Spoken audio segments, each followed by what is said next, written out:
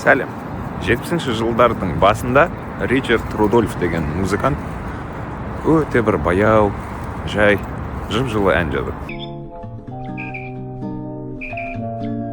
Бір жылдан кейін оның Майя деген қызы туылады, және де әйелі Мини бұл әнді бесік жырына айналдырады. Сөйтіп бір күні қызын ұйықтатып атқан кезде екеуі бірге ұйықтатады, сол әнді айтады, бір-біріне деген ғашықтығы оянып кетеді. Сөйтіп бір-біріне үлкендерге арналған текст айтып отырады.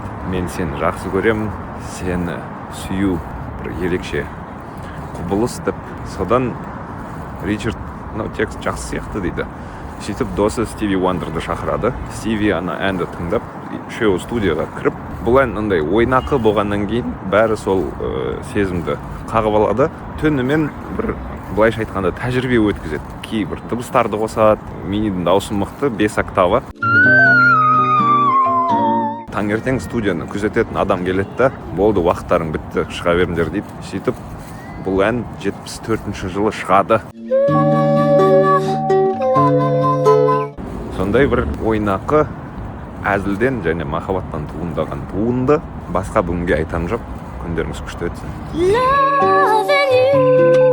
I see your soul come shining